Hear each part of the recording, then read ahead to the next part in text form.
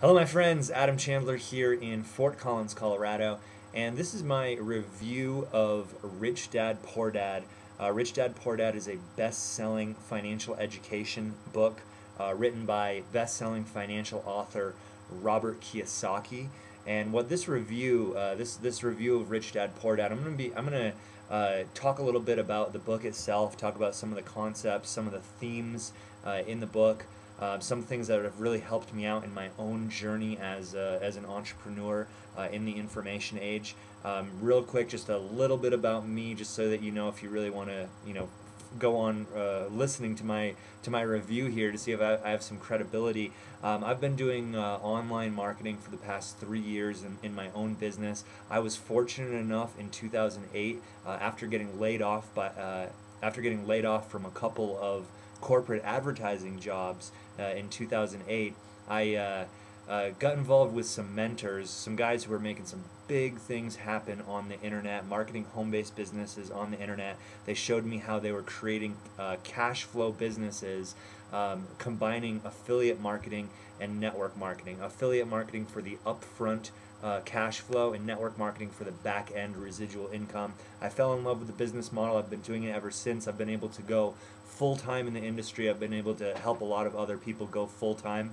And what I really want to do is kind of show you how Rich Dad Poor Dad and how this financial education has really helped me in my own journey to create freedom and wealth in my own life. So Rich Dad Poor Dad is literally about Robert Kiyosaki, the author of the book, is really about him growing up and literally having two dads. You know, his rich dad was actually his best friend's father. This person was a successful real estate investor, a successful entrepreneur. I used to teach him a lot about real estate investing, about investing for cash flow as opposed to capital gains. And it's a financial education book, and it's something that I've been taking very seriously over the past couple of years. And his poor dad was his actual father, and this person was a successful educator and government official, and kind of the differences between what he learned from having a rich dad and a poor dad.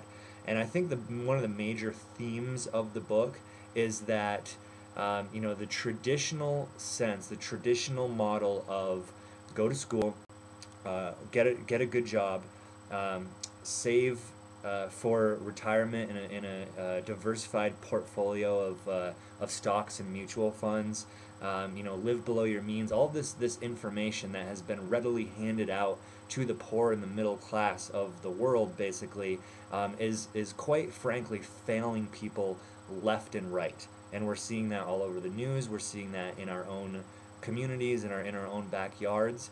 And one of the big themes of this book and of Robert's books in general is that it's education that's going to solve these problems, and not education in the traditional sense, but a self-education, a type of education that I've been pursuing very actively over the past 3 years, and it has absolutely changed my life. So that's the biggest theme, I think, of Rich Dad Poor Dad, is that the traditional model is failing people. And if you really want freedom in your life and financial security, then the path that you must follow is the path of the entrepreneur. So this is, a lot of people go after security in their lives because for whatever reason they chase security, and when they do this, they give up they give up freedom, and they also lose a great deal of that security. And if you want true financial security and wealth and freedom in your life, then that's the path less traveled, and that's the path of the entrepreneur. You may also be familiar with Robert's book, The Cash Flow Quadrant. This was his first book, and this is basically about the 4 different ways that people create cash flow in capitalist society, and that would be the employee in the top left, the self-employed in the bottom left. This would be like a personal service business, the business owner, on the right, and the investor. And what Robert really preaches is that you want to transition from the left side of the quadrant to the right side of the quadrant as quickly as possible. And the fact of the matter is that with an employee or even a self-employed with, say, a personal service business, the problem with that is that when you stop working, you stop making money. And what the people on the right side do is they don't work harder, they work smarter, and they whereas the people on the left side of the quadrant have to work for money and for other people. The people on the right side of the quadrant have money and other people working for them. So the question becomes, how do you transition from the left side to the right side? I mean, how do you become an entrepreneur? There's lots of different ways. Obviously, a franchise business model. You could start your own business, something like that. With the startup costs